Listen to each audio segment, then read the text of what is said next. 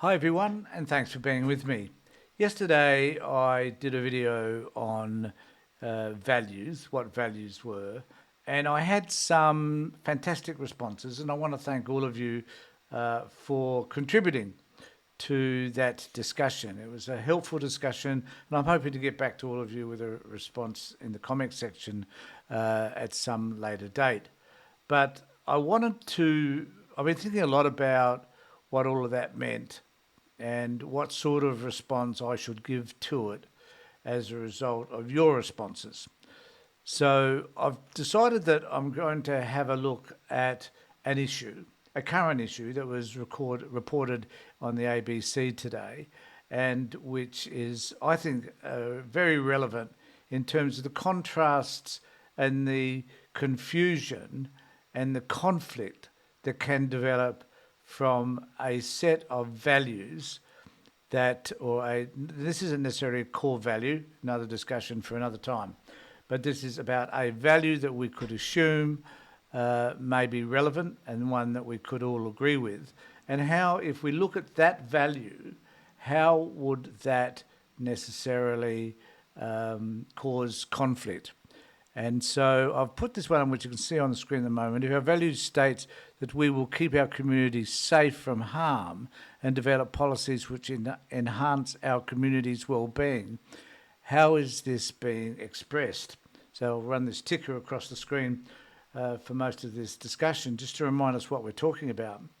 So I'm going to try and help us to understand where values sit, and certainly the conflicts that those values may cause, not just by the policies that we have, but the simple fact that the society, the communities that are developed, the way by which institutions are constructed, may determine some conflicts in relation to policies that we hold dear, values that we hold dear. So I'm going to try and unpack some of that with you today. So bear with me. Now, I'm going to play a very brief video in relation to this. Then I'm going to play a 7:30 report video back from 2021, which highlights one of these cases in particular, and which I find particularly disturbing.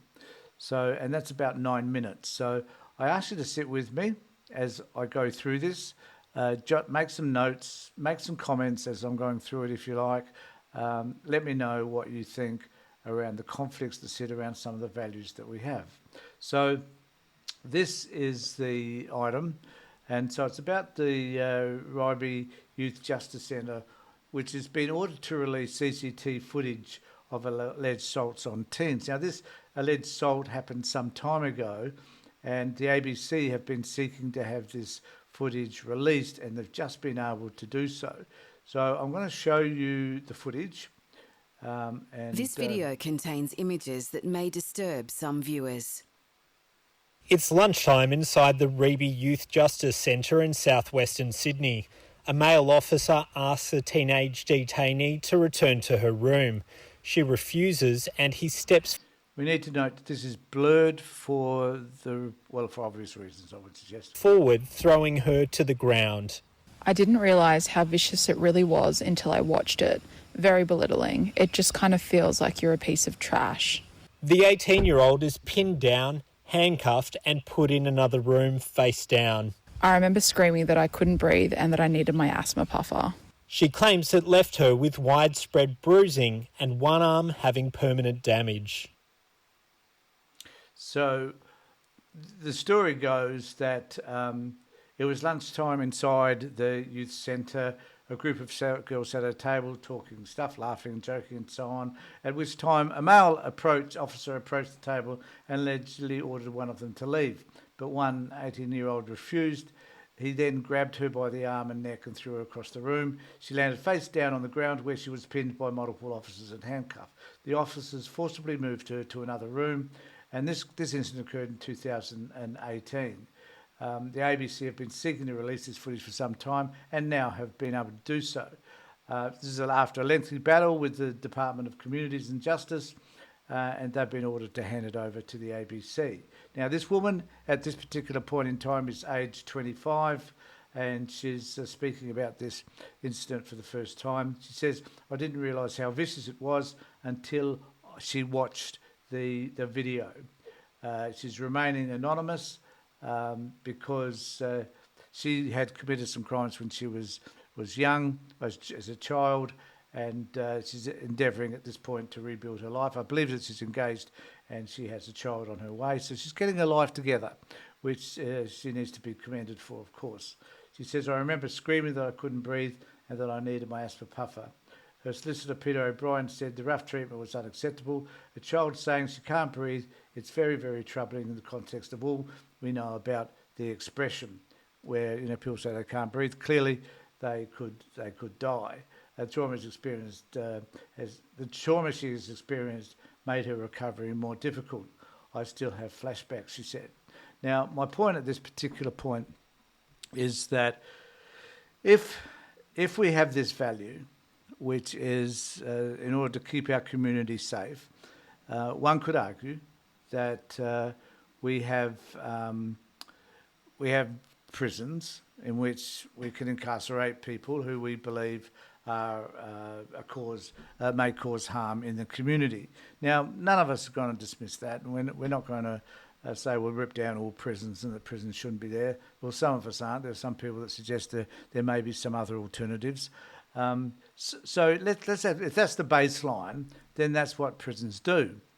But the question that really needs to remain, are those people that are within that prison, are they part of our community? Should they be kept safe? And particularly in these instances that I'm going to show to you, this one and another one in a moment, that they are children and that we should be caring for, nurturing and looking after children in a most respectful way, regardless of their behaviour. Now, all of us that are parents have had our kids behave badly from time to time. I would suspect all of us, most of us anyway.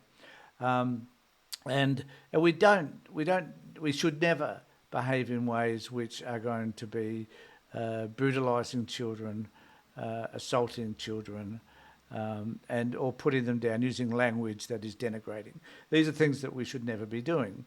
And if we have this particular value about looking after and caring for our communities, even those people that are incarcerated, and particularly those people that are children, then that notion should be upheld by the politicians that control and govern facilities that incarcerate kids and employ the people who are there to oversee these children. Now, I understand that some of these kids act pretty badly and some of them are pretty much traumatised by the experience of simply being incarcerated. So she goes on to say, "I've lost a lot of trust. These people were meant," this is what I'm saying, were meant to look after us and keep us safe. She sued the New South Wales government and received a confidential settlement. Children's Commissioner Anne Hollands was shocked by the footage. She said she didn't know what was said in the lead up to the incident. The officer's actions appeared unacceptable, which they are. There's no disputing any of that. It doesn't seem proportionate to what's shown on the video. That's a very serious assault on the face of it. I'd be querying why someone who has behaved in that way, even once towards a child in their care, would be allowed to continue working in the system. So true. Why weren't they sacked? Were they sacked? Were they reprimanded in some particular way? So the New South Wales Shadow Minister for Youth Justice, Eileen McDonald, also wants an inquiry and will be asking questions. You say, well, good on you for asking questions. Who gives a shit? At the moment, these particular instances happen all the time. The medical records show that she was seen by a psychiatrist at the institution who said she had an anxiety disorder, attention deficit hyperactive disorder, symptoms of post-traumatic stress disorder, and why wouldn't you? A long history of self-harming and a conduct disorder. And the question remains, what sort of facility, what was she done, and what treatments were offered in relation to all of this?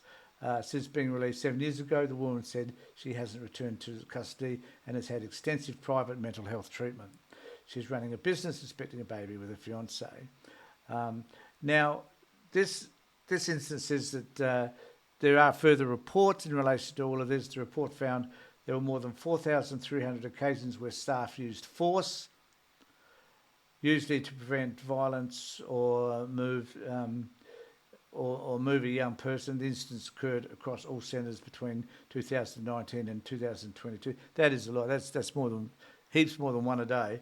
In this particular institution, there were 204 use of force incidents between May 2021 and April 30th, 2022, down from 464 4 years earlier. Big deal.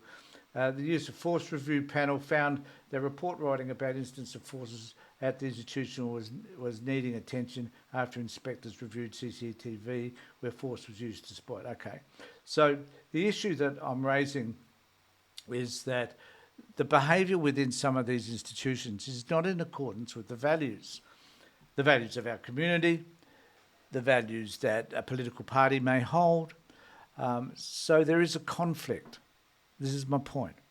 There is a distinct conflict between the behaviour that we're seeing, which is unacceptable at any level, there's no excuse for it. People will try and make excuse for it, but there is none. And the policy processes or the policies that should be implemented to ensure that children are safe within these institutions. Now, I want to bring us to, we all may remember the Dondale incident, where there was, where they were putting kids in spit hoods and doing some terrible things to children and assaulting them and so on. We've all seen that. And then I want to bring us to this one.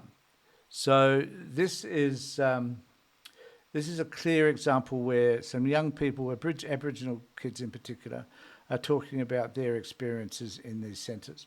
Now, this is 9 minutes, and I'm warning you, it is also extremely traumatic.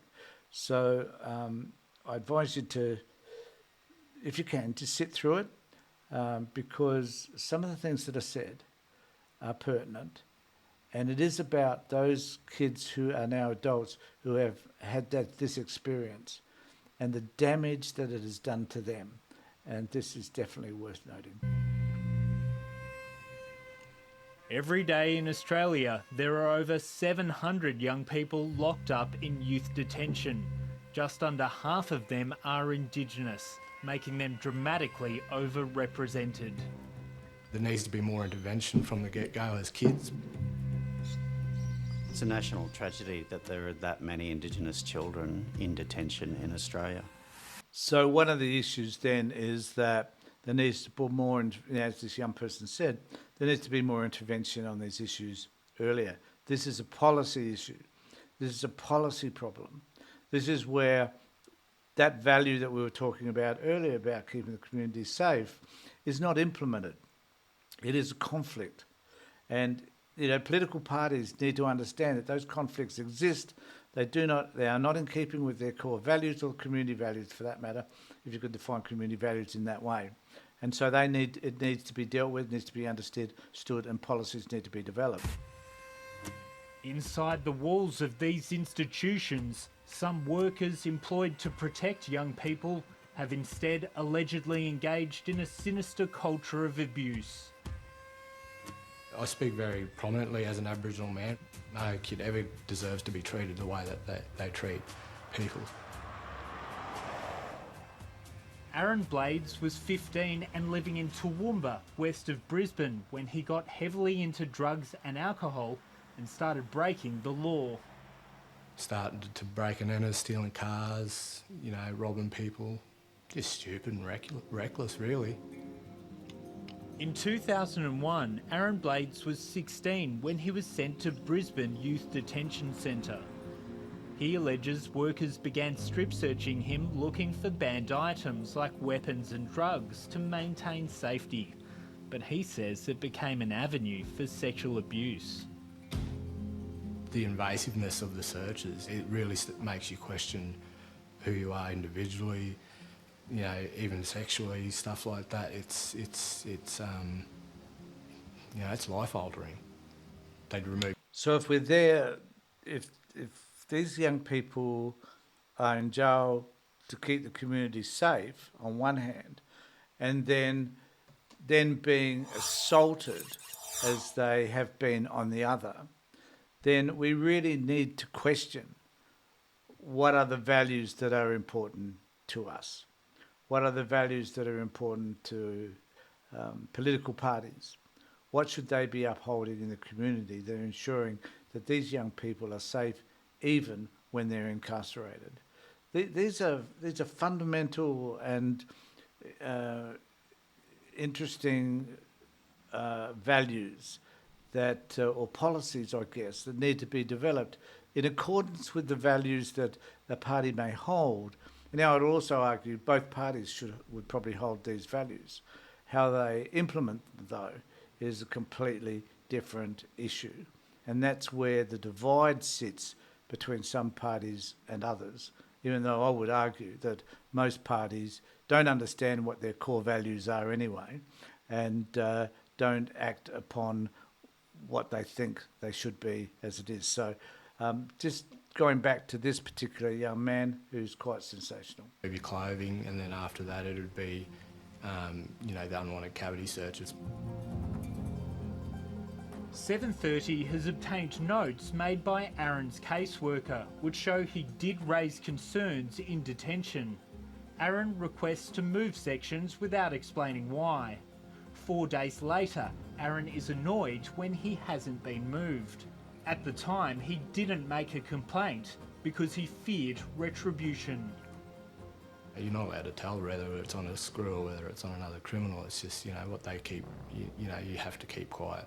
So why isn't there a policy that addresses that issue? Why can't we have some sort of liaison worker that works within these places that can have confidential conversations with kids, find out what their issues are, and if they have a complaint, record that complaint, and then ensure that it's followed through and that there are no negative repercussions? Why can't we do that? It's a policy issue. There's a policy issue, and should be something that government should be following through, trying to be creative to resolve the problems that this young man is talking about. Aaron Blades is one of a growing number of people to allege they were abused in youth detention. The Royal Commission into Child Sexual Abuse heard evidence that more than 500 children have been sexually abused. We've got cases that our clients have been subjected to digital penetration under the guise of a strip search, where they had their genitals fondled and where they've been forced to perform oral sex or receive oral sex, and in some cases it's led to anal penetration of the child. And I cannot understand, and this really makes me feel quite angry, I think, because there's so much evidence to demonstrate the abuse of these kids in these institutions, and yet nothing ever seems to be done to correct the situation. And I mean never gets done. And, in accordance with the value that we were talking about at the beginning, why isn't it? Is it that we don't care, or is it that that value has no meaning whatsoever to these political parties, both Labor and Liberal, I hasten to add, who failed to respond? So the other question that we need to ask about values, do they have any real meaning? That's the other question. Not only do the parties understand them, but even if they did, would they have any significant meaning anyway? And does it mean then that political parties operate from a valueless base? Shine lawyers represent almost 400 people, including Aaron Blades, who are suing governments across the country, alleging they failed to protect them from sexual abuse in youth detention. They are civil claims for damages based on the negligence and vicarious liability of these institutions which failed to protect children in their care.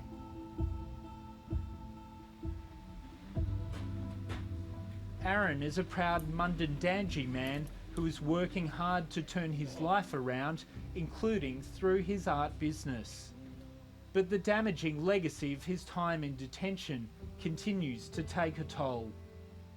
I was married, had 4 kids. That I was divorced in 2017. So obviously, I've had a lot of mental health issues that went untreated.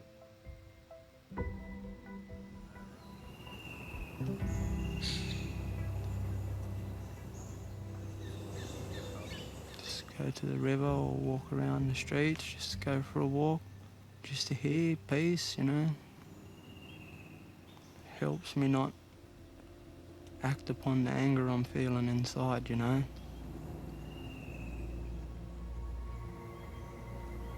This 25-year-old man from regional New South Wales wants to remain anonymous because he's just been released from prison. He claims he was 13 when the strip searching began, which led to sexual abuse. It's fully naked, and then he said, "What do you got there? You got contraband?"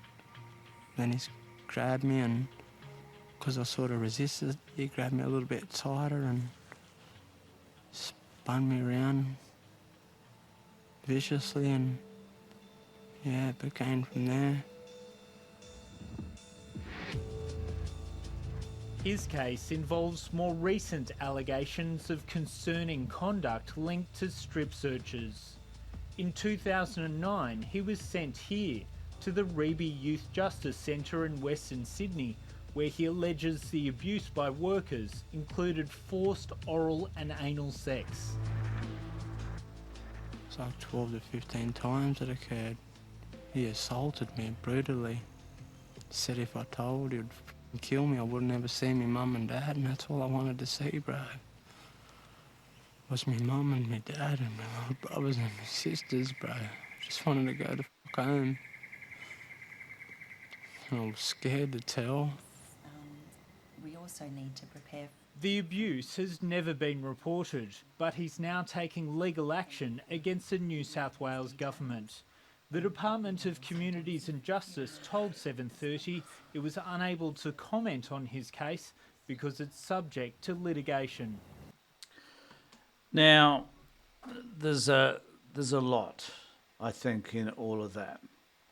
But my question really is, where are the values that would support appropriate intervention for these young men and the woman that we talked about at the beginning, and all of those hundreds of other young people that are incarcerated? Where is the caring community? The idea about developing policies which enhance our community's well-being, that protects kids. Where is that? Now, I worked for years in the child protection space, and I know that they give lip service, governments give lip service to issues around child protection. And of course, when kids are locked up behind bars and large walls and told to stay in their rooms for days on end, isolated from everybody else, we know that has a psychological and emotional impact that damages these people for the rest of their lives. But we don't care enough about it, because the principles and the values that we tend to uphold are not followed through. That we can articulate, and this is me adding to what I said yesterday, we can articulate those values, and we can even decide what our core value is. But unless we really believe it, and unless we're prepared to act upon it, then nothing ever will change. Let me know what you think in the comment section below. I'll be most interested to hear back from you. And please remember to subscribe to my channel, to ring the bell for further notifications. Let me know what you think about all of this. In the meantime, take care, look after yourselves, and more importantly, be safe.